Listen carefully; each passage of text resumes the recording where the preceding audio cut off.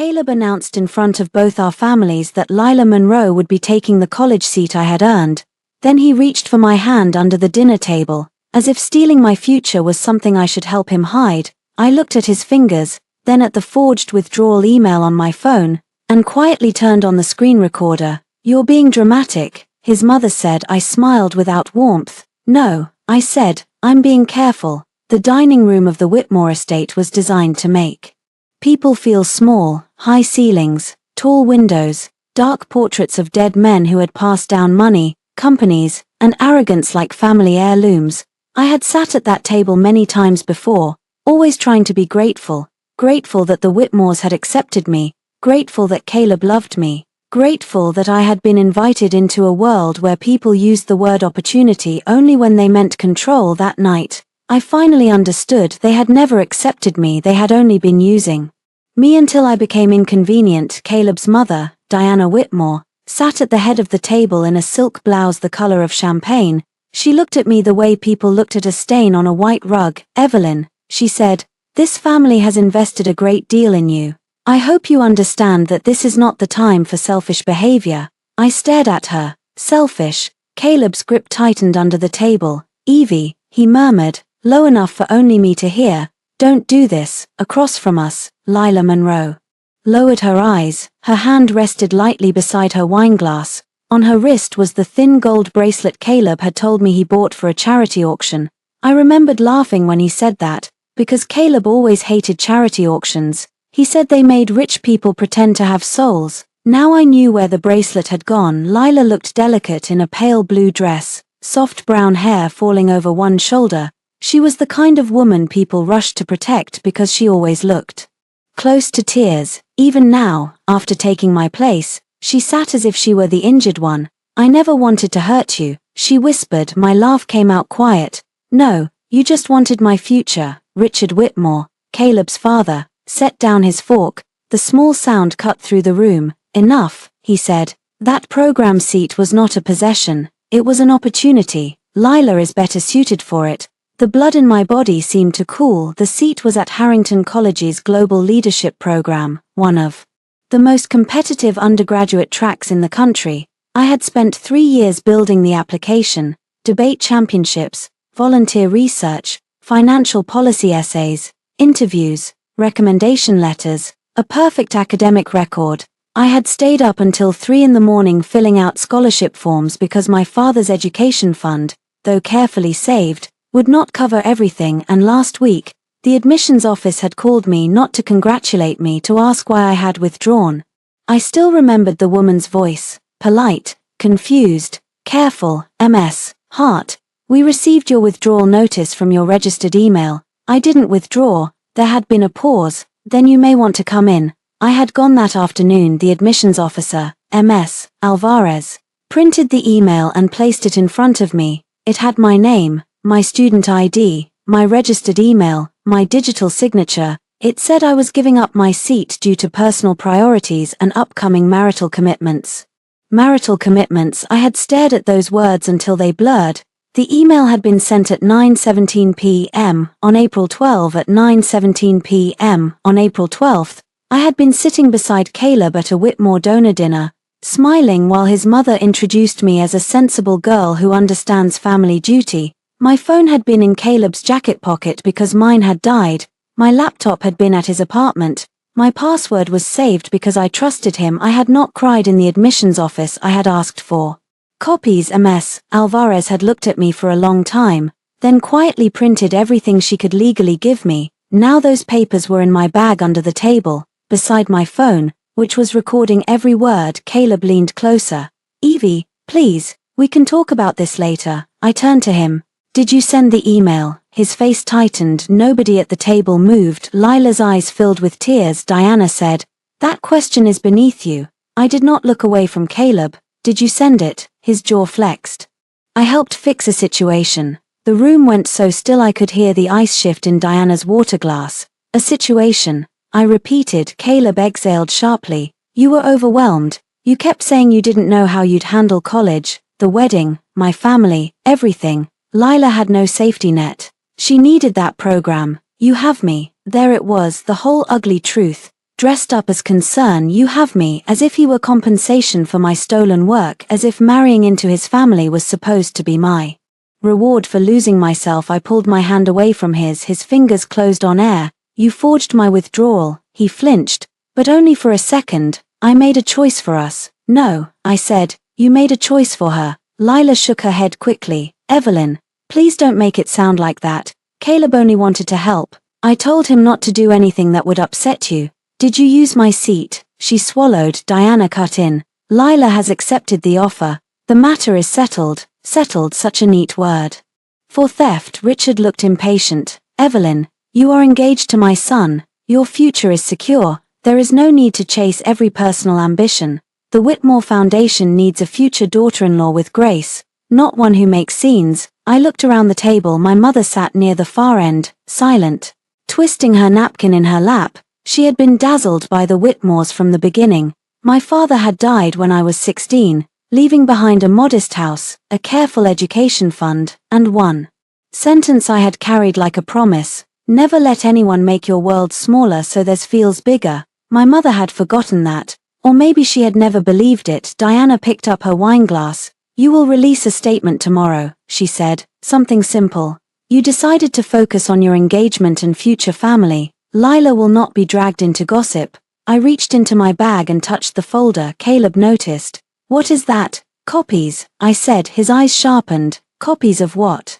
The withdrawal email, login records, admissions notes. For the first time, Lila stopped looking fragile. Richard's voice hardened. Where did you get those? From the office that noticed something was wrong before any of you thought I would. Diana's mouth thinned. You went to admissions? Yes, without speaking to us first. I almost smiled. You stole my college seat. And you're upset I asked the college about it. Caleb pushed back his chair slightly. Evie, you don't understand the bigger picture. My father's company is closing a $1 billion partnership this summer. The family image matters right now. If you start making accusations, if I tell the truth, I corrected. If you act out, he snapped, then caught himself. His voice softened. You could hurt everyone. I looked at him, really looked. The boy I had loved at 17 was gone. Maybe he had never existed. Maybe I had built him from gestures, apologies, late-night promises, and my own hunger to be chosen. Now he was a man who could steal my future and still ask me to protect his. I stood. My mother whispered, Evelyn, sit down. I did not. Diana's eyes flashed. Do not embarrass this family. I picked up my phone and stopped the recording. I think you've done that already. Caleb rose too. Where are you going? To find out what else you took. His face changed, just slightly. Fear moved behind his eyes. Good. At the doorway, Lila spoke. You won't get it back, she said softly. I turned. Her tears were gone. The room finally saw what I had seen from the beginning. Not the whole truth, but the edge of it. Lila lifted her chin. The deadline passed. The program accepted me. Caleb said you'd understand. Caleb closed his eyes. I looked at him one last time. You were right about one thing, I said. I understand now. Then I walked out of the Whitmore dining room with my future stolen, my engagement cracking, and the first piece of evidence saved in my phone behind me. Caleb called my name. I did not stop. By the time I reached the driveway, my hands were shaking, not from weakness, from restraint. The night air was cold. The estate lights glowed behind me like a stage set for people who had mistaken money for morality. I opened my email. At the top was a message I had been too afraid to open all day. Harvard College admissions. My thumb hovered over it for 1 second. I heard Caleb's voice in my head. You have me. Then I heard my father's. Never let anyone make your world smaller. I opened the email. The first word on the screen was congratulations. I did not scream when I saw Harvard's acceptance letter. I did not collapse in the driveway. I did not call Caleb. I did not call my mother. I stood under the cold white light beside the Whitmore fountain and read the email 3 times, slowly, until every word settled into my bones. Congratulations, Evelyn Hart. The stolen seat at Harrington had been my dream because I thought it was the best door I could reach. Harvard was the door I had applied to in secret because some part of me, buried under years of compromise, still wanted proof that I could be bigger than the life Caleb's family had planned for me. I had not told him about the application at first. It was because I was afraid of disappointing him if I failed. Later, if I was honest, it was because I was afraid of what he would say if I succeeded. Now I knew. He would have found a way to make my success inconvenient. My phone buzzed. Caleb. I let it ring, then Diana, then my mother, then Caleb again. I took screenshots of the Harvard email. I saved them to cloud storage. I forwarded the message to the private account Caleb did not know existed. Then I locked my phone, got into my car, and drove away from the estate without looking back. The apartment Caleb and I shared was not really ours. It belonged to Whitmore Holdings. Like most things in Caleb's life, the furniture had been chosen by Diana, the artwork had been chosen by a decorator, even the engagement photos on the console table had been approved by his mother before she allowed them to be posted. I unlocked the door and stood in the entryway. Everything looked expensive, nothing felt like mine. My laptop sat on the kitchen island. I opened it, changed every password, logged out of every shared device, and checked the security activity on my email account. There it was, a login from Caleb's apartment at 9:12 p.m. on April 12th, a document access at 9:14, the withdrawal email sent at 9:17. My stomach turned, but my hands stayed steady. I took screenshots, downloaded logs, exported account activity, sent everything to the private email. Then I opened the shared banking app. For 3 years, I had been transferring money into Caleb's temporary personal account, small amounts at first, then larger ones. He always had an explanation: a delayed trust distribution, a campaign expense for the foundation, a private investment he did not want his father watching. I had believed him because rich men were supposed to have complicated money. Now I saw the pattern clearly: dinners with Lila, jewelry stores, hotel charges in Boston, a weekend resort during the week. He told me he was visiting a supplier in Chicago. I downloaded the statements until my eyes burned. At 1:06 a.m., Caleb came home. He looked furious until he saw me sitting at the kitchen island. Then he tried sorrow. Evie, he said softly. I closed the laptop halfway. You should have stayed at your parents' house. He continued. Everyone is upset. Good. He walked closer, removing his coat. You don't mean that. I do. He stopped on the other side of the island. For the first time, there was a physical barrier between us that matched the emotional one. You opened the Harvard email, he said. So someone had told him, or he had checked the account before I changed the password. I smiled faintly. You tried to steal one school from me. Did you want the whole list? His expression tightened. I didn't steal anything. You forged my withdrawal. I used your account because you wouldn't have made the practical choice. The practical choice for whom? For us, he said, too quickly. For our future. Our future did not require Lila wearing my opportunity around her neck. He rubbed his forehead. She was drowning, so you pushed me under. He looked hurt, which almost made me laugh. Don't twist this. You know what Lila has been through. I know what she told you. She doesn't have your strength. No, I said. She had my seat. Caleb's jaw hardened. You got into Harvard. Why are you still acting like something was taken from you? That sentence told me everything. He thought the crime disappeared because I had survived it. I stood slowly. Because you did not know about Harvard when you stole from me. He said nothing. You thought Harrington was all I had. You thought if you gave it to her, I would cry, forgive you, and still marry you. His eyes flickered. I leaned both hands on the island. That is the part one will never forget. For a moment, silence filled the apartment. Then Caleb reached into his jacket and pulled out a small velvet box. My engagement ring. I had left it on the table at dinner. I had not even realized. He placed it between us. My mother is planning a brunch tomorrow with the partnership committee, he said. We need to appear united. I looked at the ring. It had once made me dizzy with happiness. A 5-carat diamond in a vintage setting. Too large for my hand, too loud for my taste. Caleb had chosen it because Diana said smaller stones looked apologetic. Now it looked like a tiny shackle. I'm not going. His face lost softness. You are. I lifted my eyes. No, Evie, my family is days away from finalizing the Archer Global Partnership. Do you understand what one scandal could do? Yes, you're angry. Fine, be angry privately. But tomorrow you will stand beside me because that is what partners do. Partners don't forge each other's signatures. It was an email. It was my name. His voice dropped. You need to be very careful right now. I stared at him. There he was, not the apologetic fiancé, not the tortured man helping a helpless girl, not the boy who once sat with me in a hospital waiting room after my father died. A Whitmore, polished, threatened, and trained to protect the family machine.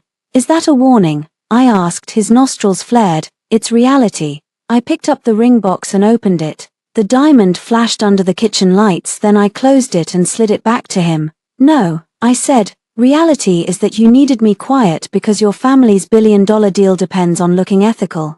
Reality is that your mistress is walking around with a stolen admission while you call it compassion. Reality is that I have copies. His eyes sharpened. What copies? I picked up my laptop. Enough to make tomorrow interesting. I walked toward the bedroom. Caleb followed. You're not taking this too far. I turned at the door. You already did. Inside the bedroom, I locked the door and packed one suitcase. Not everything. Just what mattered. Passport, birth certificate, father's letters, education fund documents, my old debate medals, the navy dress I had bought with my own money for interviews, the laptop from the closet. I took down the garment bag containing my engagement brunch dress, pale cream, Diana's choice. I left it hanging on the closet door, then I changed into jeans and a sweater, opened the window, and called a rideshare from the back entrance. By the time Caleb realized I had left, I was already in the car, my phone filled with messages. Caleb, come back. Caleb, we need to talk. Caleb, do not make this public. Diana, you are behaving beneath your upbringing. My mother, please don't ruin your chance with this family. Lila, I'm sorry you're hurting. I hope someday you understand. I stared at Lila's message for a long time, then I typed one sentence. I understand perfectly. I did not send it. I screenshotted it, saved it, and blocked her. At 3:42 a.m., I checked into a small hotel near Mrs. Grant's office. I slept for 2 hours. At 8:00 a.m., I walked into my old mentor's office with a folder, a laptop, and the beginning of a war Caleb still thought was a tantrum. Mrs. Grant looked up from her desk and froze. Evelyn, I placed the folder in front of her.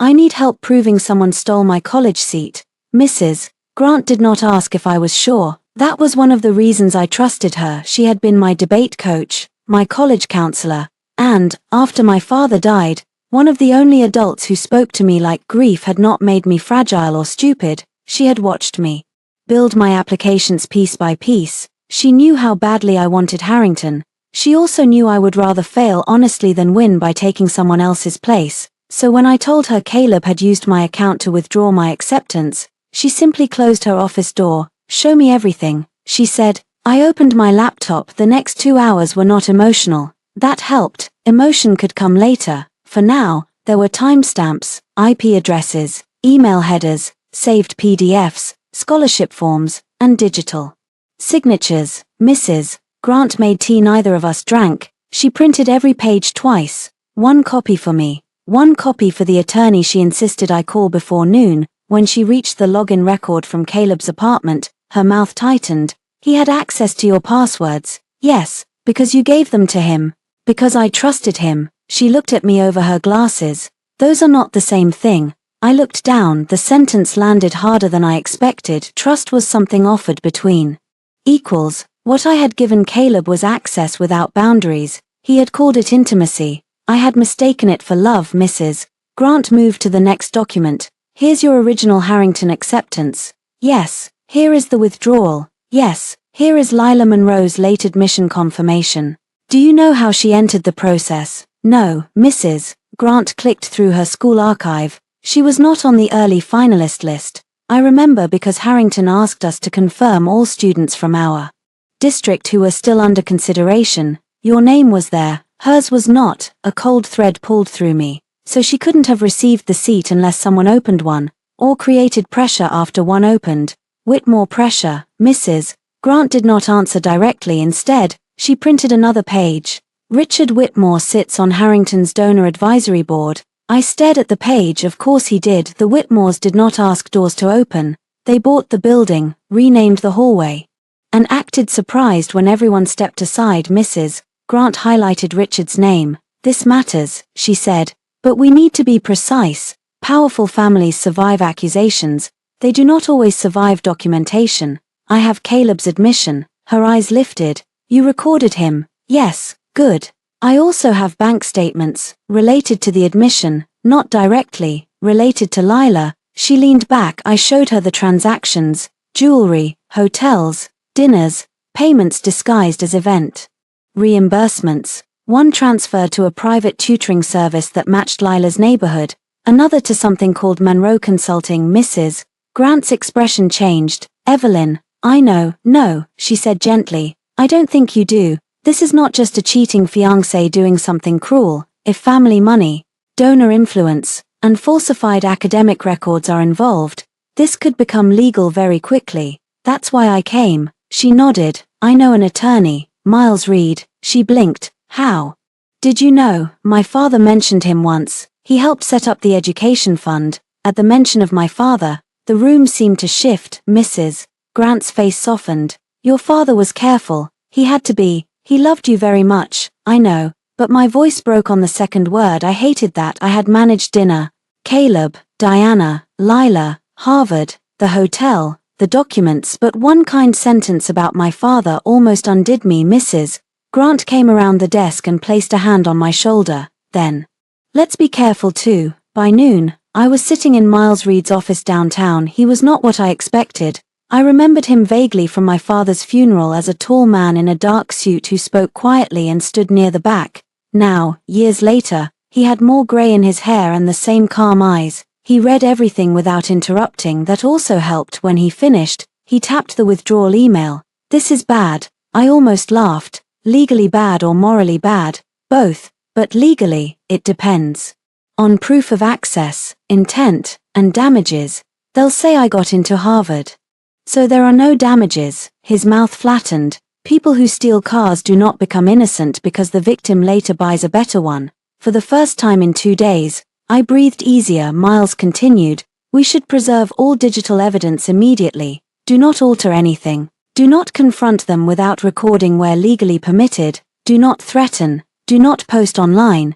Do not negotiate alone. I'm supposed to attend a Whitmore brunch today. Are you going? No. Good. They'll come after me. Yes, he said it plainly, not to scare me, but to make sure I was awake. I appreciated that. Miles opened another folder. Now, about your father's education fund. I straightened. What about it? Your father structured it through Hart Educational Trust. It was small compared to institutional foundations, but very clean. After his death, the trust continued funding student access programs. Over the last 2 years, Whitmore Foundation partnered with Hart Educational Trust on several public initiatives. I know, Diana said it helped the family's image. It did more than that. Miles slid a document across the desk. At the top was the logo for Archer Global. I knew the name, everyone did. Archer Global was a massive education technology and infrastructure company. The Whitmores had been pursuing them for months. Archer's billion-dollar partnership with Whitmore Holdings includes a social responsibility compliance section.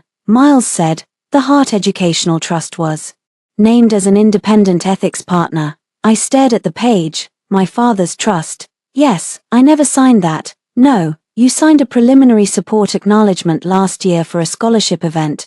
Broad language. Too broad, frankly. They appear to be using it as part of a larger credibility package. My pulse slowed in a dangerous way. They used my name, your father's trust, and your academic story. I remembered Diana asking me to speak at the foundation gala, Caleb holding my hand backstage, Richard calling me proof that access changes lives. I had thought they were proud of me. They were branding me. Miles turned another page. If the trust withdraws support, Archer will have to review the partnership. If the withdrawal is tied to ethical misconduct concerning admissions manipulation, the review becomes serious. How serious? For $1 billion deal. Serious enough that Whitmore will panic. I looked at the Archer logo until the letters blurred. Caleb had stolen my college seat for Lila. His family had used my father's name to polish $1 billion deal, and they expected me to wear a cream dress and smile. Miles folded his hands. Evelyn, I need to ask you something. What outcome do you want? The question stunned me, not because I did not know, because nobody had asked me that in years. Caleb asked what I could tolerate. Diana asked what I could represent. My mother asked what I could preserve. Nobody asked what I wanted. I looked at the withdrawal email, then at the trust document, then at Harvard's acceptance letter printed beside them like a quiet miracle. I want my name back, I said. My father's name too. Miles nodded once. Then we begin there. My phone rang. Caleb, I watched it until it stopped. A voicemail appeared. Miles raised an eyebrow. I played it on speaker. Caleb's voice filled the office, low and controlled. Evie, this has gone far enough. My mother is embarrassed, Lila is crying, and my father is asking questions. You need to come home.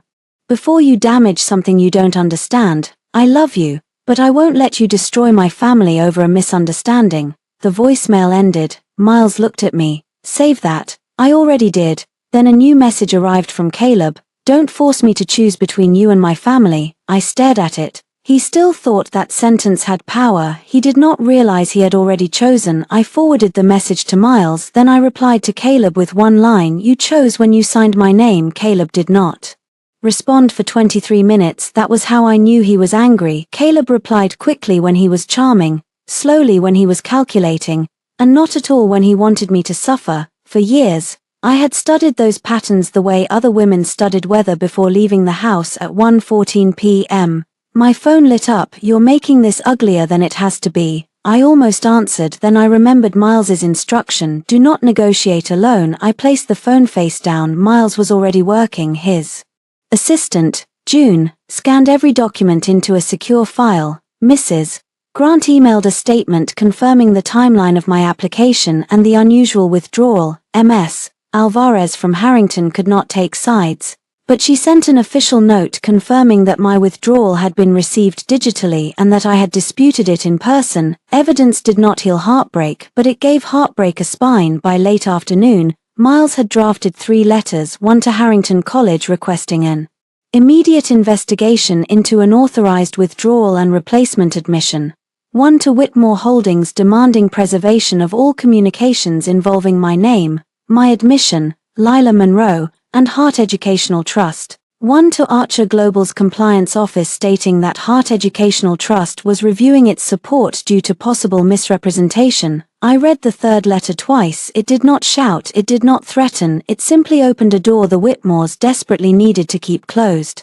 Sending this will escalate matters, Miles said. I looked at the signature line. Good. He watched me sign. My hand did not shake. Afterward, I walked alone to a coffee shop 3 blocks away.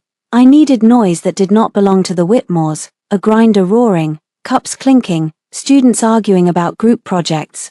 Normal life. I sat by the window and opened the Harvard email again. There was a portal link. I logged in. The acceptance letter appeared in full. Dear Evelyn Hart, the admissions committee has carefully reviewed your application, and it is our great pleasure to offer you admission to Harvard College. I read it slowly, not because I doubted it, because I wanted to let myself have it. For years, I had trimmed my dreams so they would fit around Caleb, when he stayed in New York for family business. I applied nearby. When Diana said long-distance engagements were immature, I chose programs she approved of. When Richard hinted that my public story would be useful for Whitmore Foundation, I gave speeches about opportunity while ignoring how often they asked me to be smaller.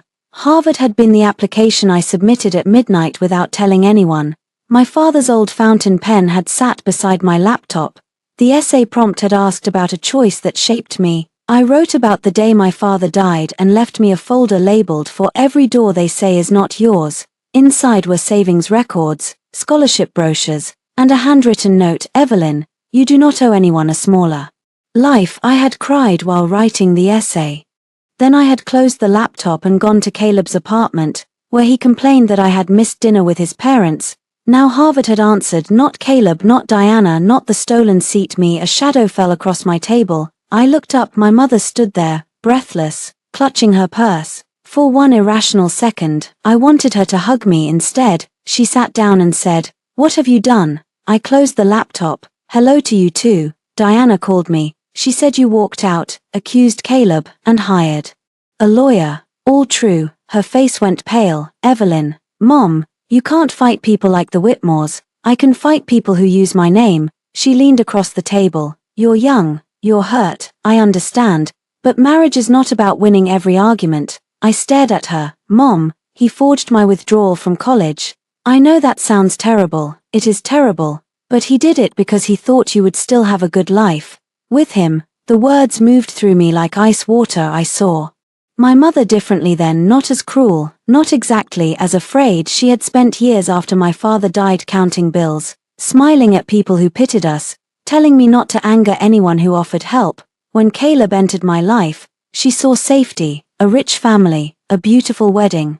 A way for her daughter to never struggle the way she had. To her, my stolen seat was painful, but losing the Whitmores was dangerous. You think I should accept it, I said. I think you should be practical, that word. Again, Evelyn, love requires sacrifice. I leaned back. Why does everyone keep asking me to sacrifice things Caleb never would? Her eyes filled with tears. That's not fair. No, it isn't. She reached for my hand. I let her take it. Please, she whispered. Diana said if this becomes public, Caleb's family will cut ties completely. They won't support you. They won't support me. There it was, the part she had not meant to say. I gently pulled my hand away. Have they been giving you money? She froze. My stomach sank. How much? Not much, Mom. She looked toward the window. Diana helped with the house taxes last year. And some medical bills. She said it was family. Family, the Whitmores loved that word. It made every transaction sound noble. Did you know about Lila? I asked. No. Did you know about Harrington? No. I swear, I believed her. It did not make it better. They bought your silence before you knew what you were silent about. I said. My mother flinched. I didn't think of it that way. That is why they paid. For a moment, neither of us spoke. Then I turned my laptop around. She saw the Harvard letter. Her lips parted. You got in? Yes. Oh, Evelyn. There was pride in her voice, real pride. Then fear swallowed it almost immediately. Does Caleb know? Yes. What did he say? I smiled sadly. He asked why I was upset about Harrington. My mother covered her mouth at last. Something reached her, not enough, but something. I need you to listen carefully, I said. I am not marrying Caleb. Tears spilled down her cheeks. Don't say that so quickly. It is not quick. It took me years to get here.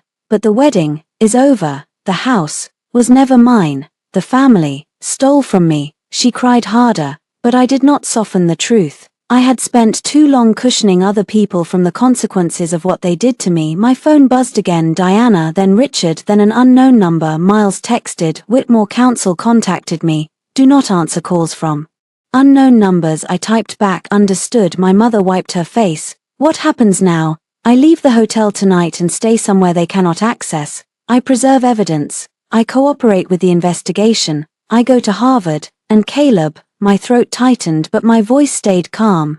Caleb becomes someone I used to love. That evening, I returned to my hotel and found a cream envelope slipped under my door. No stamp, no return address. Inside was a printed photo of me from the Whitmore Foundation gala, smiling at a podium beside Caleb. Across the bottom, someone had written, "Careful. People only love good girls." I stared at it for a long time. Then I photographed the envelope, the handwriting, and the hallway. I sent everything to Miles. Then I placed the photo in the evidence folder. If the Whitmores wanted a good girl, they had misunderstood me completely. I had been kind, I had been patient, I had been in love, but I had never been harmless. Lila's welcome reception was held in the Harrington Alumni Hall, a room full of polished floors, glass walls, and banners about excellence. I almost did not go. Miles told me not to confront anyone unless necessary. Mrs. Grant told me protecting myself mattered more than witnessing my own replacement. My mother begged me to stay away, though she stopped short of saying it was for Caleb's sake. But I needed to see it, not because I wanted pain, because denial survives in shadows.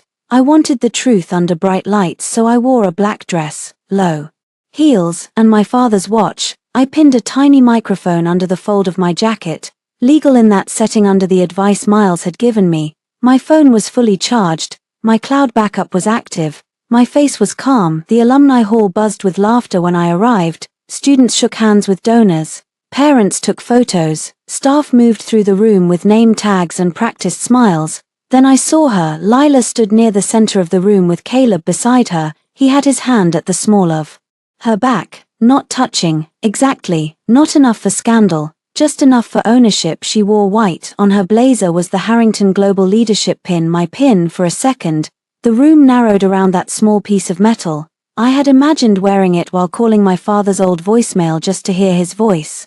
I had imagined sending Mrs. Grant a picture. I had imagined walking across that campus with proof that all the nights I worked while other people slept had mattered. Lila laughed at something Caleb said. The sound brought me back. I moved toward the refreshment table, close enough to hear but not close enough to be obvious. A donor with silver hair smiled at Lila.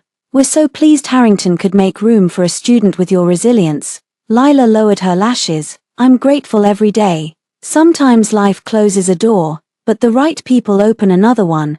Caleb looked at her like she was brave. I wondered what bravery cost when purchased with someone else's future then.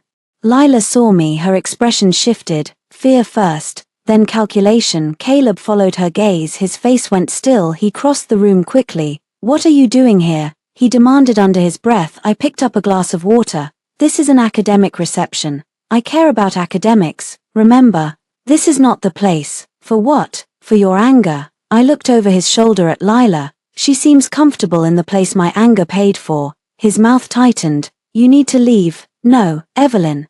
Careful, I said. People are watching. He glanced around.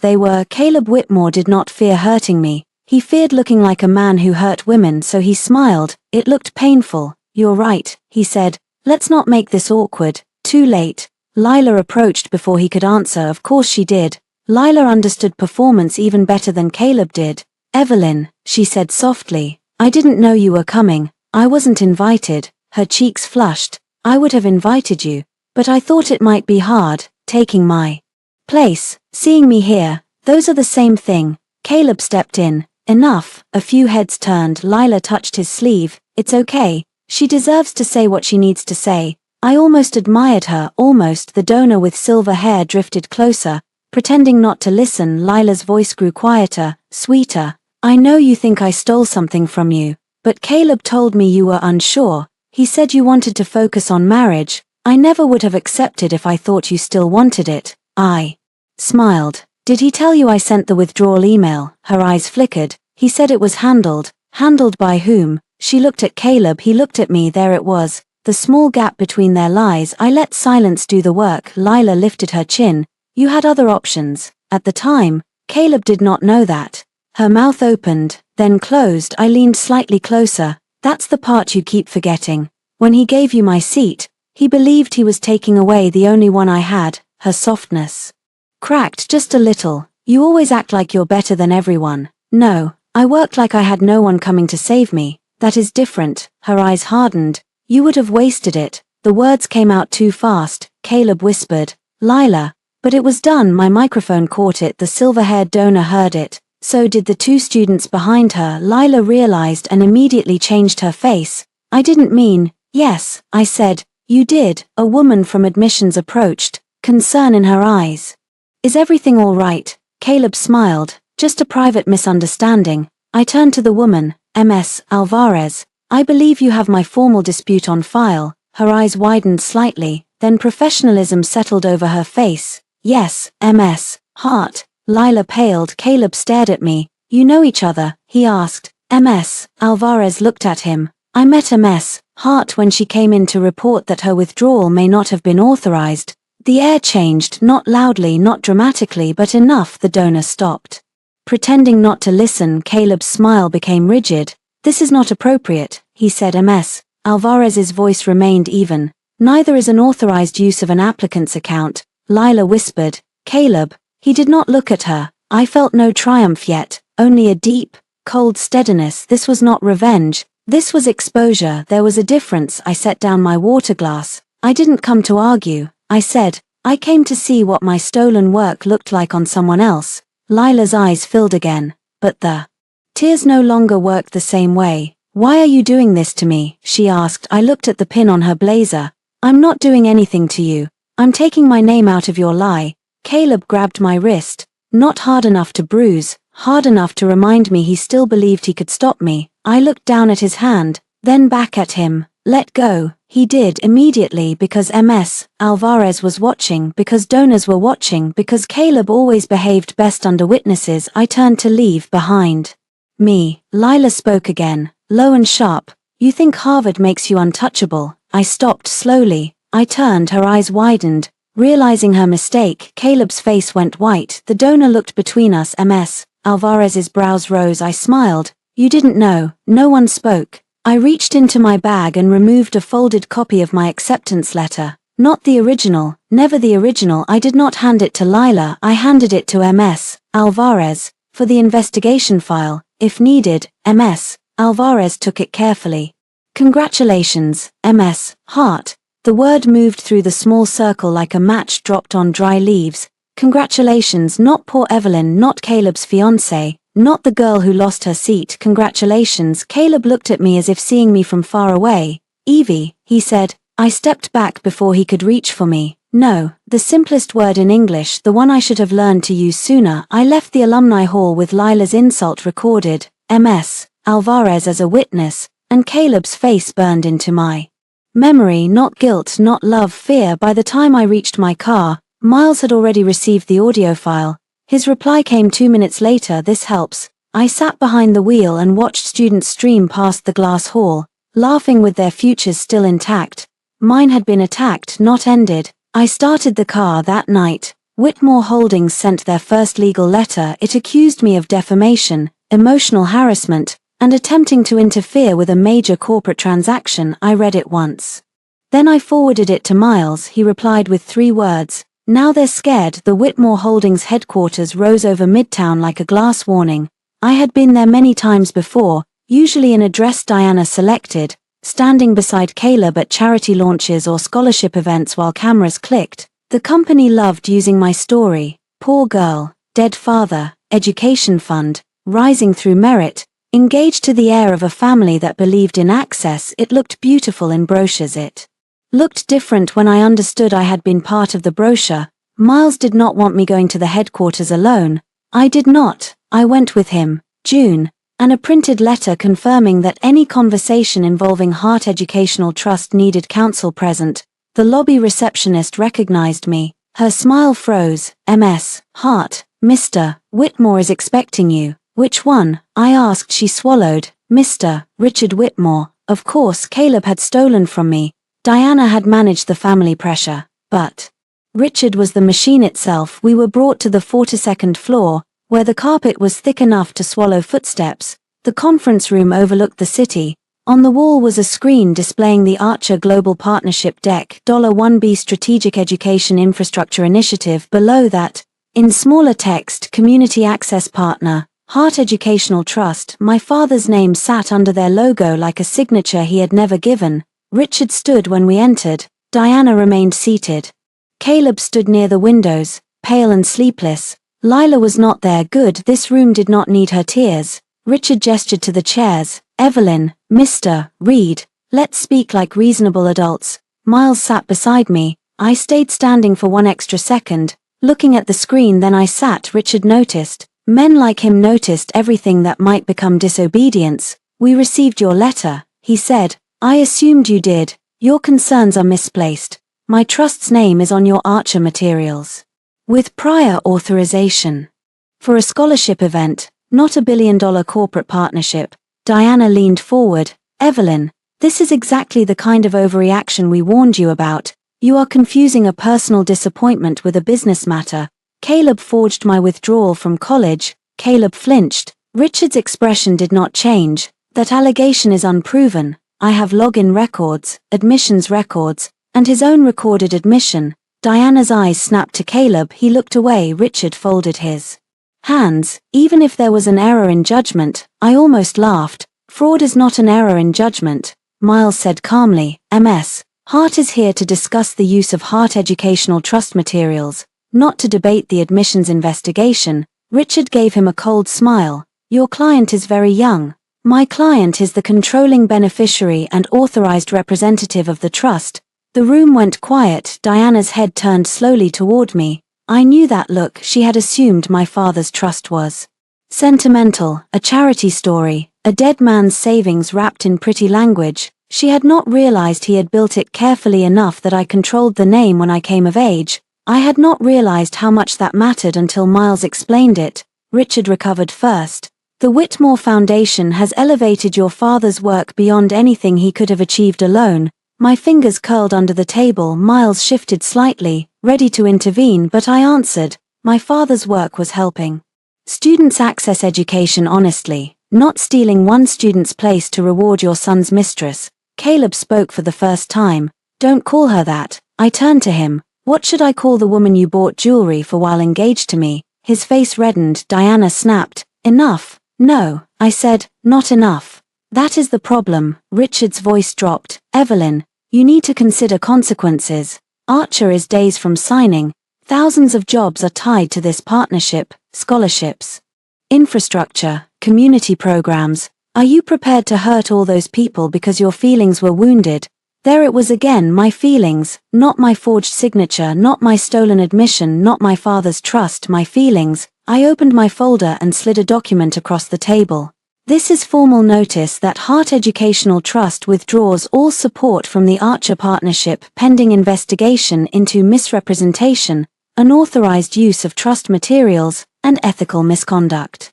Connected to education access, Diana inhaled sharply. Richard did not touch the paper. Caleb stepped forward. Evie, don't. The sound of my nickname in that room made something inside me close forever.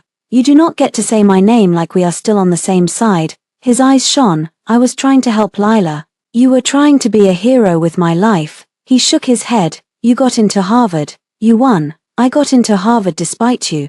That is not the same as you doing no harm. Richard finally picked up the document. His face hardened as he read. This is reckless. No, reckless was using a dead man's trust without reading the woman who inherited it. Diana stood. You ungrateful little girl. Miles's voice cut through the room. Mrs. Whitmore, I advise you to be careful. She ignored him. Do you know how many doors this family opened for you? Do you know what your life would have looked like without Caleb? I looked at the screen again. My father's name glowed beneath theirs. No. I said, but I know what it would have looked like if Caleb had gotten his way. Smaller. Diana's face twisted.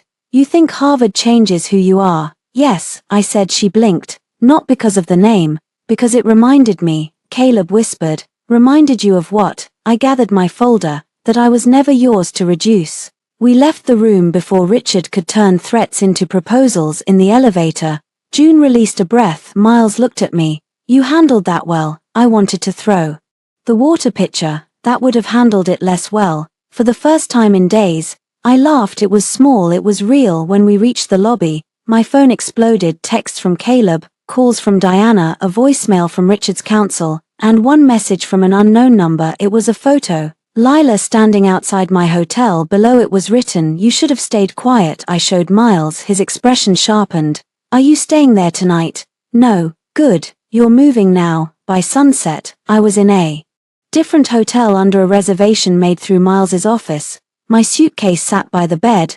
My documents were in a lockbox. I thought I would feel hunted. Instead, I felt clear. At 9:03 p.m., Archer Global's compliance director, Naomi Brooks, emailed Miles. She requested a confidential meeting. Subject line, urgent review. Hart Educational Trust withdrawal. I read it twice, then I looked out at the city lights. The Whitmores had built $1 billion mask. I had just found the seam. For years, my usefulness had been mistaken for love. I managed Caleb's calendar when his assistant missed details. I wrote his foundation speeches when he said my words sounded more human. I reminded him of his mother's birthdays, his father's donor calls, his medication after migraines, his deadlines for board packets, his thank you notes after events when he was careless. I became responsible when he was selfish. I became understanding when he was cruel. I became quiet. That ended on a Thursday morning in a bank office with grey walls and a woman named Patricia who wore red glasses and did not care who the Whitmores were. I want to revoke all shared account permissions, I said. Patricia adjusted her glasses. All authorized transfers, yes. Linked cards, yes. Recurring payments, all of them. She clicked through the account. There are several monthly transfers to Caleb Whitmore. Cancel them. There is also a scheduled payment to Monroe Consulting. My mouth went dry. How much? $5,000 monthly. I stared at the screen. Monroe, Lila Monroe. When did that start? Patricia checked. 14 months ago. 14 months. Caleb had asked me to help cover temporary consulting costs for a foundation outreach project. I had not questioned it. I remembered him kissing my forehead and saying, "You're saving me this week." I had been helping fund his mistress. Patricia looked at me gently. "Would you like printed records?" "Yes," I said, "all of them," when I left the bank. I sent the documents to Miles. His reply came quickly. "This connects Lila financially.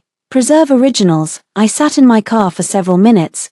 There are betrayals so large they almost become abstract. A stolen college seat, a forged email, a family's billion-dollar deception. Then there are small betrayals with dates and dollar amounts, $5,000 a month from my account to hers. My hands tightened on the steering wheel. Then I opened Caleb's contact and changed his name from Caleb to Caleb Whitmore. The distance of a surname helped.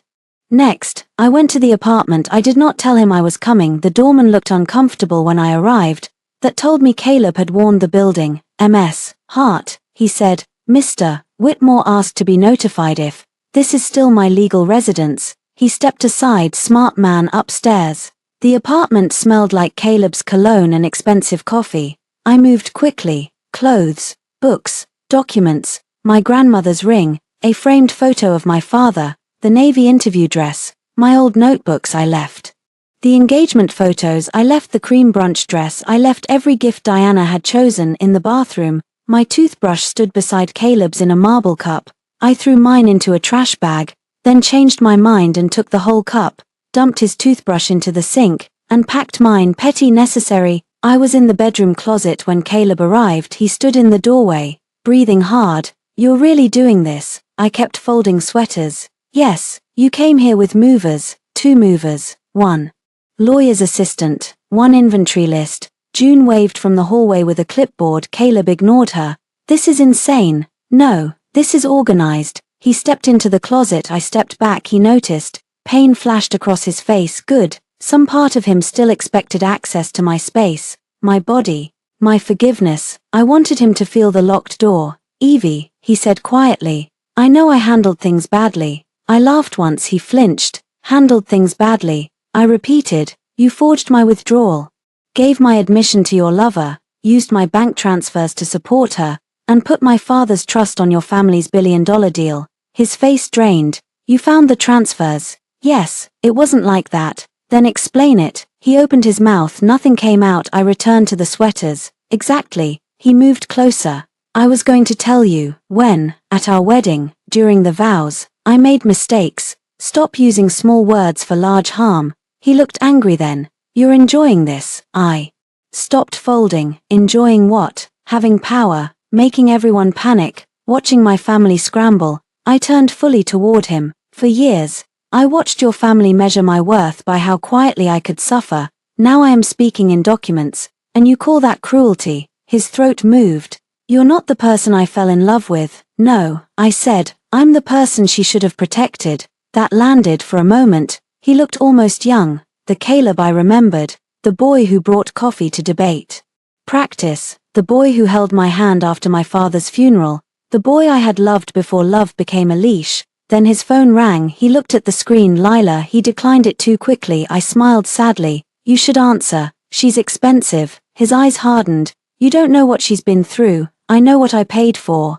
She needed help. So did I. He swallowed. You had me. There it was again. This time, it did not hurt. It sounded ridiculous. I had a man who thought he was a substitute for my future. His voice cracked. I love you. No, you loved being forgiven by me. He stepped back as if I had slapped him. Maybe truth felt that way when it arrived late. June appeared in the doorway. Evelyn, the movers are ready for the boxes. Thank you. Caleb looked at the boxes like they were evidence of a death. Where are you going? Somewhere you don't have a key. Are you staying with your mother? No. Where? I zipped the suitcase. That is no longer your information. He blocked the doorway for a second. The air changed. June's hand tightened on her clipboard. I lifted my phone. Move. Caleb. He looked at the phone, then at me, then he stepped aside again. Witnesses made him civilized. By the time the movers finished, half the apartment looked untouched. That was the strangest part. My life had occupied less space than I thought. Caleb stood by the window as I walked toward the door.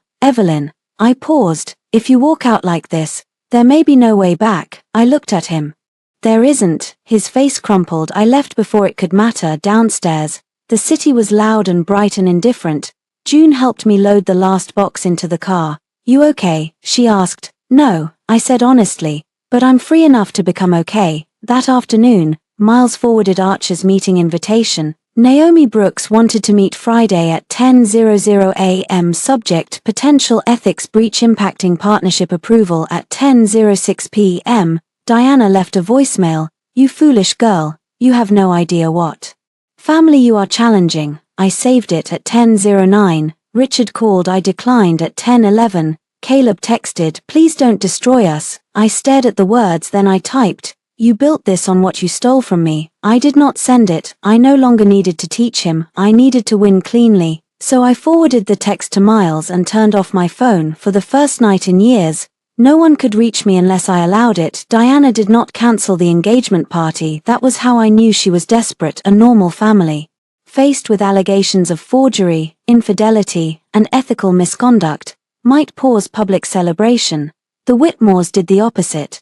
They sent embossed invitations, hired photographers, arranged flowers, and leaked to society blogs that Caleb Whitmore and Evelyn Hart were stronger than ever despite malicious rumors. The phrase appeared online Friday morning. Malicious rumors. I read it while sitting in Miles's conference room across from Naomi Brooks. Naomi was in her 40s, composed, sharp-eyed, and immune to charm. She wore a charcoal suit and carried a tablet full of marked documents. If Diana was silk over steel, Naomi was steel without apology. She had already reviewed the trust withdrawal. Now she wanted the timeline, so I gave it to her, not dramatically, not emotionally, just clearly. My Harrington application, the acceptance, the forged withdrawal, Lila's replacement admission, Caleb's recorded admission, the financial transfers, the use of Hart Educational Trust in Archer materials, the legal withdrawal of support. Naomi listened without interrupting. When I finished,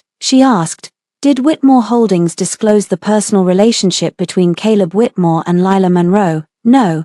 Did they disclose Ms. Monroe's admission as connected to any foundation initiative? Not to my knowledge. Did you authorize Hart Educational Trust to be listed as an ethics partner in the final partnership deck? No. Did you authorize your personal academic history to be used in Whitmore Foundation promotional materials tied to this partnership? I authorized one speech at one scholarship event, nothing else. Naomi nodded slowly. This creates a significant compliance issue, Miles said. We assumed it might. It does more than that. Naomi tapped her tablet. Archer's board approved the Whitmore partnership partly because of its education access narrative. If that narrative was built on manipulated access, undisclosed conflicts, and unauthorized trust materials, we have a duty to review. I felt the words settle. Duty to review, the polite corporate version of a door slamming. Naomi looked at me. Ms. Hart, I need to ask directly, are you attempting to stop this deal because your engagement ended? No. Then why? Because they used my name and my father's work to sell integrity they did not practice. She held my gaze. Then she nodded once. I believe you. 3 words. I had not realized how hungry I was for them. Miles asked, what happens next? Naomi closed her tablet. The signing dinner is still scheduled for tomorrow night. I cannot unilaterally cancel a board-level transaction today, but I can recommend a conditional hold pending disclosure. Meaning, I asked, meaning if Whitmore cannot satisfy our compliance questions before signing, Archer will pause. Miles's expression remained neutral, but I saw approval in his eyes. Naomi stood. One more thing. Whitmore invited you to tomorrow's dinner. Yes. Are you attending? I looked at Miles. He did not answer for me. That mattered. Yes. I said, if they want to use me as proof, they can see what proof looks like. Naomi's mouth almost curved. Then I'll see you there. The engagement party was that evening at the Whitmore estate. I wore red, not bridal cream, not soft blue, not anything Diana could mistake for obedience. Red. Caleb was waiting near the entrance when I arrived. He looked exhausted, beautiful, and ruined in small ways only someone who once loved him would notice. His tie was slightly crooked. His hair had been touched too often. His smile appeared only when guests looked. When he saw my dress, he went still. My mother chose cream. He said, I know, she'll be upset. I know. He searched my face. Why are you here? Because your family told the press we were stronger than ever. He looked away. I didn't approve that. You didn't stop it. A photographer approached. Caleb reached for my waist. I stepped aside. The camera flashed anyway, capturing the space between us. Diana appeared within seconds. Her smile was perfect. Evelyn, red is certainly a choice. So was forgery. Her eyes flashed, but she kept smiling for the guests nearby. Not tonight, especially tonight. She leaned closer. You will not embarrass us. I looked over her shoulder. The room was full of donors, family friends, executives, society writers, and people who loved scandal as long as it belonged to someone else. I think you invited embarrassment and called it a party. Diana's fingers tightened around her champagne flute. Caleb, handle your fiancé. I turned to him. Yes, Caleb, handle me. He looked between us for the first time. He did not know which woman to obey. That almost made me pity him almost. Then Lila walked in. The room shifted. She wore pale silver, fragile and luminous, escorted by one of Caleb's cousins. People whispered immediately. Some knew, some guessed, some simply smelled blood. Diana's face went white with fury. Lila was not supposed to be there, that was clear. Caleb moved toward her. Instinctively, publicly, and every camera saw it. I stood still. Sometimes the best evidence collected itself. Lila looked at me across the room with a small, triumphant smile. She thought her presence would break me. Instead, she had broken Diana's script. Caleb reached Lila. What are you doing here? He whispered. I could not hear her answer, but I saw the tears gather. Of course, within seconds, Caleb's hand was on her arm, guiding her toward a side hall. Diana hissed, Evelyn, stop him. I looked at her. Why would I? He is embarrassing you. No, I said, he is revealing himself. Diana stared at me with open hatred, then she turned and followed them. I waited 10 seconds, then I followed too. The side hall led to the library, where Caleb, Diana, and Lila stood in a triangle of accusation. You shouldn't have come, Caleb said. Lila wiped her cheek. You said you loved me. Diana snapped. This is not a college dormitory drama. This is my son's engagement party. Lila's voice broke. Then why did he give me Evelyn's seat? Why did he pay for my apartment? Why did he promise me that after the Archer deal? Caleb grabbed her wrist. Stop talking. I stood in the doorway. All three turned. My phone was in my hand, recording. Caleb let go of Lila as if burned. Diana's face hardened. You little snake. I smiled. Careful. People only love good girls. Her eyes widened. She recognized the phrase from the note under my hotel door. Good. Now I knew who sent it. I saved the recording and stepped back.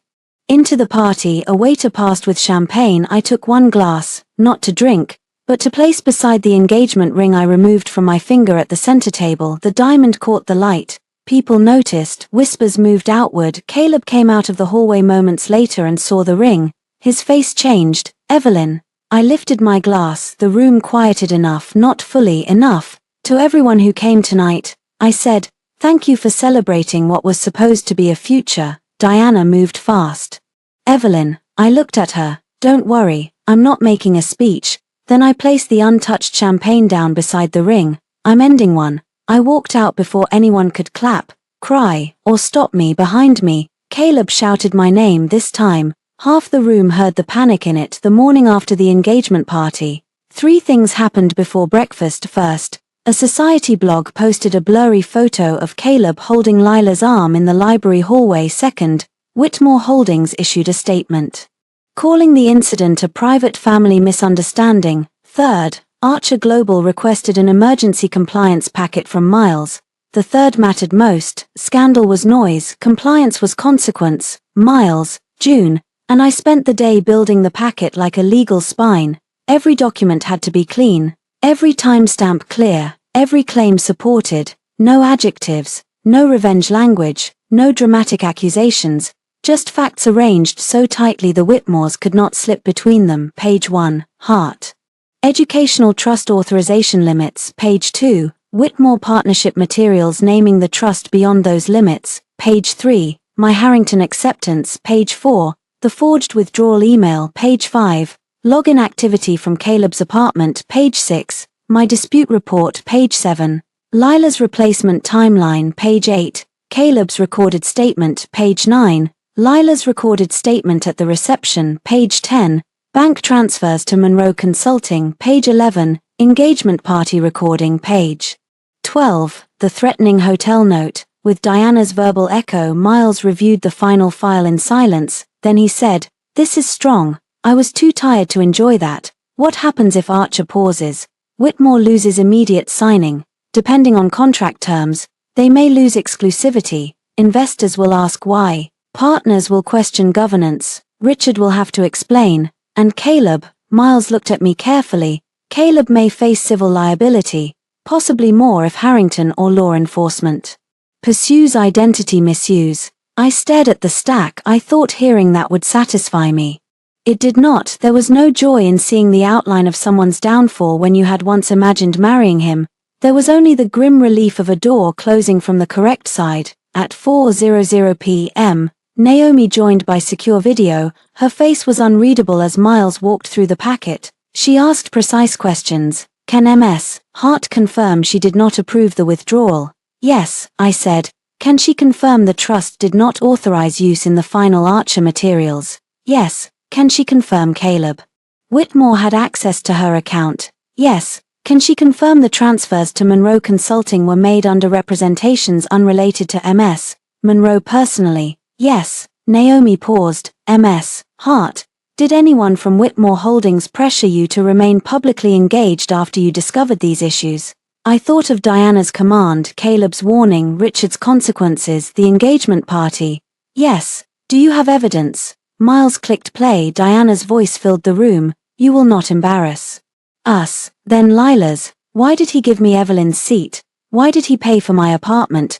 Why did he promise me that after the Archer deal? Then Caleb. Stop talking. Naomi closed her eyes briefly. When she opened them, the decision was already there. I will recommend a signing hold. My body went still. Miles said. When? Tomorrow evening. If Whitmore cannot provide satisfactory disclosures before the dinner, they won't, I said. Naomi looked at me. No, I don't believe they will. After the call, I sat alone in Miles's conference room. The city outside was turning gold with sunset. My phone buzzed. A message from my mother. Diana says you can still fix this. Please don't make enemies you can't survive. I closed my eyes. Then another message. I saw the Harvard letter. Your father would be proud. I am scared. But I know he would be proud. I read that one 3 times. Then I replied, I'm scared too. But I'm not going back. Her answer came slowly. I know it was not a full apology. It was not full courage, but it was the first time she had not asked me to shrink. I saved the message. That evening, Caleb came to Miles's office. He should not have known I was there. Maybe he followed me. Maybe someone at the building called him. Maybe Whitmore money still opened too many doors. June told him he could not enter. He entered anyway. I was in the reception area, signing final courier receipts. He stopped when he saw me. His eyes were red, not from tears. I thought from not sleeping. We need to talk, he said. My attorney is here. I don't want to talk to your attorney. That's why he exists. He looked around the office, humiliated by the witnesses. Please, he said. The word was small. I hated that it still touched some old bruise in me. Miles appeared in the hallway. Mr. Whitmore. Caleb ignored him. Evie. Archer is asking questions. My father is furious. My mother says you're trying to ruin us. I'm trying to separate my name from your lies. You know what happens if this deal collapses? Yes, people lose jobs, because your family built a deal on false ethics. His face twisted. You sound like a press release. No, I said. I sound like someone who learned to be precise because you kept calling the truth drama. He stepped closer. Miles moved too. Caleb stopped. I loved you, he said. I believed that he believed it. That was the tragedy. I loved you too, I said. Hope flashed across his face. I finished. That is why I know exactly how much you chose to betray. The hope died. He swallowed. Lila meant nothing. I almost smiled. That makes it worse. How? You destroyed my life for someone who meant nothing. He had no answer. Behind him, the office door opened. Naomi Brooks walked in with 2 Archer attorneys. Caleb turned. Recognition hit him like a slap. Naomi, he said. She looked from him to me. Mr. Whitmore, I wasn't aware you were part of this meeting. He stepped back. I was just leaving. For once, he understood the room was not his. Naomi's attorneys carried folders. Miles gestured them inside as Caleb passed me. He whispered, don't go tomorrow. I looked at him. Why? His voice broke. Because if you're there, I'll know it's really over. For 1 second, the boy I had loved stood in front of me. Then I remembered my name on a forged email. It was over at 9:17 p.m. on April 12th, I said. His face collapsed. I walked into the conference room and closed the door. The Archer signing dinner was held at the Carlyle Grand Hotel, in a ballroom with crystal chandeliers and a stage built for applause. Whitmore Holdings had spared no expense. That was their style. When truth became dangerous, they added flowers. There were white orchids on every table, gold menus at every plate, and a 30-foot screen behind the stage displaying the partnership logo. Cameras lined the back wall.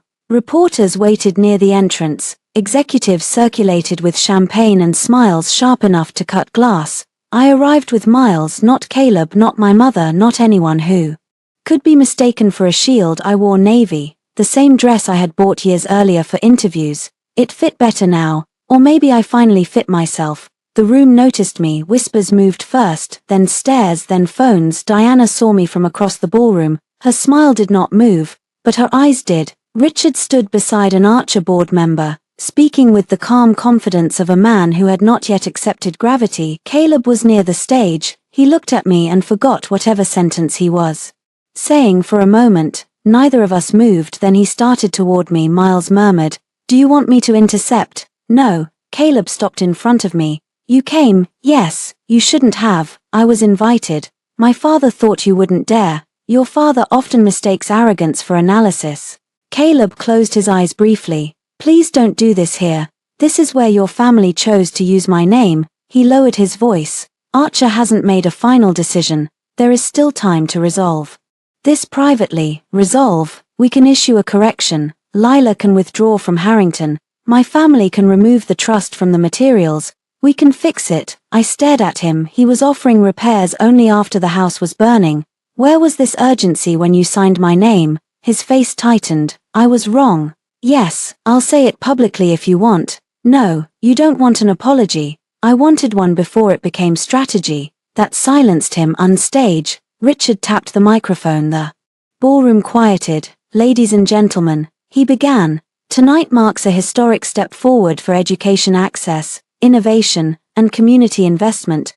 The words rolled out smoothly. He thanked Archer, he thanked donors, he thanked his family, then he said my name. "And I want to personally acknowledge Evelyn Hart, whose story and whose late father's trust have inspired so much of our mission." A spotlight shifted onto me. The room turned. Caleb whispered, "Dad, don't." But Richard smiled, confident he could pull me into the performance. "Evelyn," he said warmly, "would you join us for a photograph before we sign?" There it was, the trap. If I refused, I looked bitter. If I joined, I looked supportive. A year ago, I would have walked up there and smiled until my face hurt. That night, I walked up there for a different reason. Miles followed to the edge of the stage. Richard extended a hand. I did not take it. A murmur passed through the ballroom. Diana's face went rigid. Richard kept smiling. "Evelyn." I stepped to the microphone. "Thank you." "Richard." His smile faltered. I looked out at the room. Rows of powerful people stared back. Investors, reporters, executives, donors, people who had applauded my story when it made them feel generous. Now they could hear the rest. I was asked to stand here tonight as proof of Whitmore Holdings' commitment to education access. I said, but I cannot allow my name, or my father's trust, to be used that way without the truth. Richard reached for the microphone. Miles stepped forward. Naomi Brooks stood from the Archer table. Richard froze. "Good," I continued. "My admission to Harrington College's Global Leadership Program was withdrawn without my consent through my registered email account. That withdrawal created the opening through which another applicant, Lila Monroe, entered the program. Caleb Whitmore, my former fiancé, has admitted to handling that withdrawal." The room erupted. "Former fiancé." I had not planned the wording but once said, it stood like a wall. Caleb's face went white. Diana gripped the edge of her table. Richard's voice cut in. "This is a private matter and not relevant to tonight's transaction." Naomi walked toward the stage. "Archer Global disagrees." The ballroom went silent. Naomi took the second microphone from a stunned event coordinator. "Archer Global has received credible documentation raising concerns about unauthorized use of Hart educational trust materials, undisclosed conflicts of interest, and possible misrepresentation in the partnership's social responsibility disclosures." Richard's smile vanished. "This is highly irregular." "So are the documents," Naomi said. Someone gasped. Reporters moved closer. Camera lights brightened. Naomi looked at the room. "Effective immediately. Archer Global is placing the Whitmore partnership under compliance hold. No agreement will be signed tonight." The screen behind us still displayed the billion-dollar partnership logo. It looked suddenly absurd, like a crown on a corpse. Richard turned to me. His voice was low enough that only those near the stage could hear. "You have no idea what you've done." I looked at him. "I removed my father's name from your lie." Diana rushed toward Caleb. "Do something." But Caleb stood motionless. He was staring at the folder in my hand. I opened it, not for the whole room, for him. On top was the Harvard acceptance letter. His mouth parted. You really got in? Yes, you didn't tell me. You taught me to protect good news from people who might ruin it. Pain moved across his face. Evie. I stepped back. My name is Evelyn. That hurt him more than I expected. Good names mattered. He had signed mine away. Now he did not get the softened version. A reporter called out, "Ms. Hart, are you saying your fiancé stole your college admission?" Miles moved in smoothly. "Ms.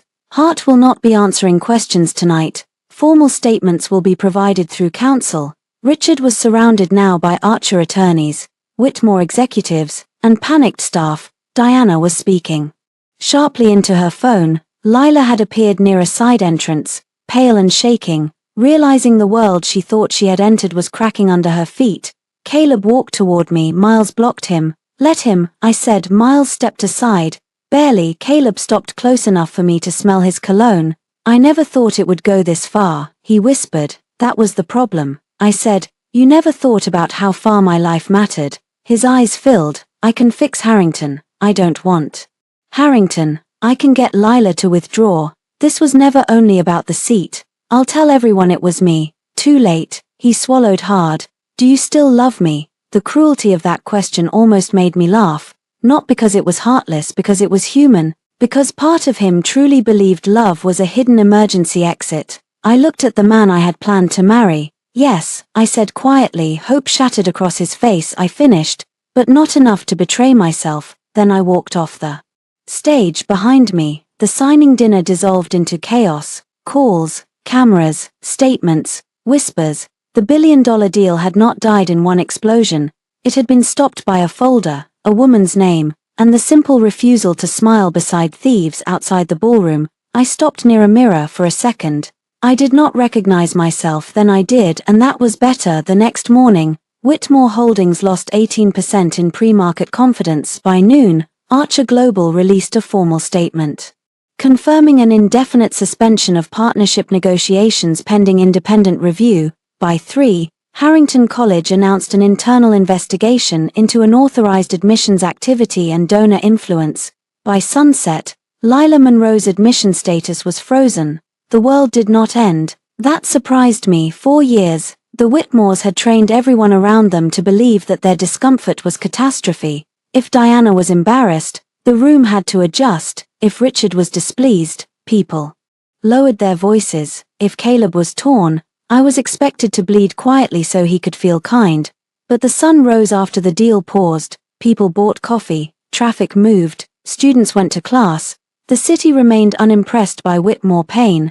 I spent most of the day in Miles's office giving formal statements. Harrington's investigator called first, then Archer's outside counsel, then a detective from the Financial Crimes Unit, referred by the admissions office after identity misuse concerns. Each conversation was careful, each answer mattered. No exaggeration, no revenge, no drama, just truth. Yes, Caleb Whitmore had access to my device. No, I did not authorize the withdrawal. Yes, I disputed it immediately after learning of it.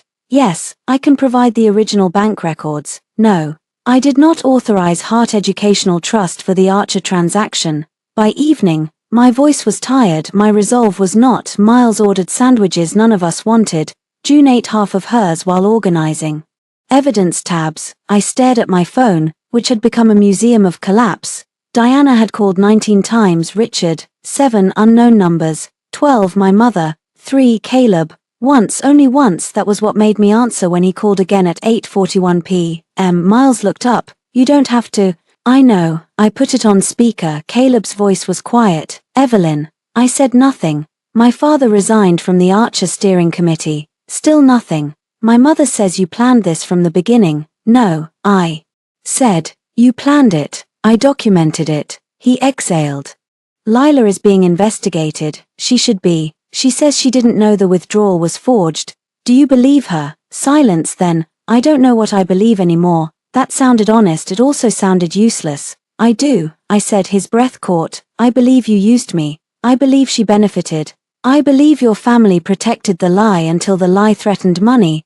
I believe I would have been married into that lie if I had stayed quiet. Evie, Evelyn, a pause, Evelyn, I'm sorry, the words arrived soft and late once. I had imagined them saving us. Caleb at my door, eyes wet, voice shaking, finally choosing me. I had replayed that fantasy through small humiliations, missed calls, strange hotel receipts, Diana's insults, and every moment I felt myself becoming less. Now the apology came and nothing in me moved toward it. What are you sorry for? I asked. He sounded confused. For everything. No, choose. What? You took specific things. Name them. His voice broke. I'm sorry.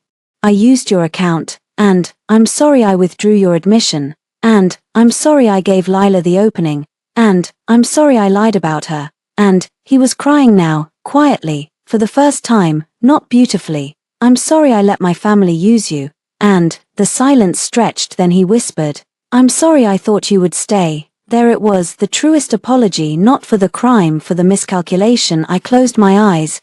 Thank you for finally saying something honest. Can I see you? No, please, no, I'll do anything. You can cooperate with the investigations. I mean for us. There is no us. He made a sound like he had been hit. Don't say that. You ended us when you decided my future was negotiable. I was scared. Of what? Losing Lila, disappointing my family, losing control. I don't know. Were you scared of losing me? He did not answer fast enough. That was answer enough. I nodded, though he could not see me. Goodbye, Caleb. Wait, I still love you. I looked at the folder on the table, the forged email, the bank transfers, the trust documents, the Harvard letter. No, I said, you love the version of me who made your life easier. That's not true. It is, and she is gone. I ended the call. Miles said nothing. June pretended not to wipe her eyes. I placed the phone face down. It rang again immediately. I did not answer. The next day, Lila tried to speak publicly. She posted a video from what looked like a dorm room. Face bare, eyes red. I was manipulated too, she said. I trusted someone I loved. I never meant to hurt anyone. The internet did what it always did. Split, argued, chose angles. Some believed her, some did not. Then the bank records leaked, not from me, from someone inside Whitmore Holdings, according to Miles. Maybe an employee tired of Richard, maybe a board member protecting themselves. Maybe the truth finally found another exit. The transfers to Monroe Consulting became public, so did photos of Lila and Caleb from hotel lobbies, restaurants, and foundation events. Her video disappeared within an hour. Harrington suspended her pending review. Caleb was removed from Whitmore Foundation's Youth Access Initiative.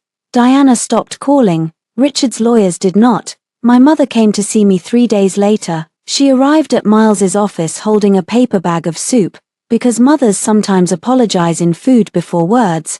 I should have believed you faster, she said. I accepted the soup. Yes, she flinched, then nodded. I was afraid. I know, that doesn't excuse it. No, tears filled her eyes. I let them make me think safety was the same as surrender. I looked at her then, really looked. She seemed smaller than I remembered, not weak, worn. I thought if you married Caleb, nobody could hurt you the way life hurt me after your father died, she whispered. Caleb hurt me. I know, she cried this time. I let her. When she reached for my hand, I gave it, not because everything was fixed, because she had finally stopped asking me to go back. The final legal blow came 1 week later. Archer Global terminated the partnership discussions completely. The internal statement cited undisclosed conflicts, reputational risk, and failure to meet ethics disclosure standards. $1 billion vanished from the Whitmore future, not because I shouted, because I signed one withdrawal of support, because I refused one photograph, because I stopped being useful to people who called usefulness love. That night, Caleb came to my building. I saw him through the lobby glass before he saw me. Rain darkened his coat, his hair was soaked. He held no flowers, no ring, no grand gesture, just himself. Too late. I stepped outside under the awning. He looked up. Evelyn, what do you want? To see you before you leave. I had not told him my flight date. He saw the question in my face. Your mother told mine. My mother told me. Of course, some chains broke slowly. I fly tomorrow, I said. He nodded. Harvard. Yes, he tried to smile. Failed. I used to think I'd be proud telling people my wife went there. I said nothing. He looked at me with raw regret. I don't know who I am without the life my family planned. That's something you should find out. I wanted you in it. No, You wanted me under it. He closed his eyes, the rain fell harder. I deserve that. You do, he laughed once. Broken. I kept thinking you would forgive me, even at the dinner, even when you walked on stage, some part of me thought you were doing it to make me choose you. I looked at him for a long time. Caleb, I stopped wanting to be chosen by a man who needed my pain explained to him. His face crumpled. I'm sorry, I know. Does it matter? Yes, I said, but not enough to change anything. He nodded slowly for the first time. He did not argue. I removed the engagement ring box from my coat pocket. Miles had returned it after inventory. I had not opened it since the party. I handed it to Caleb. His hand shook as he took it. I don't want this, he said. Neither do I. He looked at the box like it weighed more than the rain. Will you ever think of me? Yes. Hope flickered. I finished. As the reason I learned not to abandon myself. The hope died, but this time, he let it. I went back inside. The glass doors closed between us. He remained in the rain. I went upstairs and packed the last of my books. Airports are full of people leaving before they are ready. I arrived early anyway. My mother came with me. She did not cry until we reached security. Then she cried quietly, with one hand pressed to her mouth, as if she was trying not to make her fear my burden. I'm proud of you, she said. I believed her. That was new. Thank you. I'm still scared. Me too. But your father would be insufferable right now, she said, wiping her face. He would be telling every stranger in this airport that his daughter got into Harvard. I laughed. The sound surprised us both. Then she hugged me. For once, she did not hold me like she was afraid I would leave her behind. She held me like she was sending me forward. At the gate, I checked my phone one last time before boarding. An email from Miles. Harrington confirmed your withdrawal was unauthorized. Formal correction entered. Lila Monroe removed pending final review. Investigation continues. Another from Harvard Housing. Welcome. Evelyn Hart. Another from Archer's Outside Counsel. Thank you for your cooperation. No messages from Caleb. That helped, or maybe it hurt. Cleanly. The flight to Boston was quiet. I did not sleep. I watched clouds move beneath the plane and thought about the girl I had been when Caleb first loved me. 17. Grieving. Brilliant but unsure, hungry for warmth, so grateful when a rich boy looked at her like she was not a burden. I did not hate her. For a while. I had wanted to shake her and ask why she gave away passwords, weekends, money, ambition, voice, why she let Diana correct her clothes, why she let Caleb call control concern, why she mistook being needed for being loved. But on that plane, I forgave her. She had survived with the tools she had. I had better ones now. When I landed, Boston was bright and cold. A rideshare took me through streets lined with brick buildings, bookstores, coffee shops, and students carrying too many bags. The driver asked if I was visiting. No, I said, looking out the window. I'm starting. Harvard Yard was crowded when I arrived.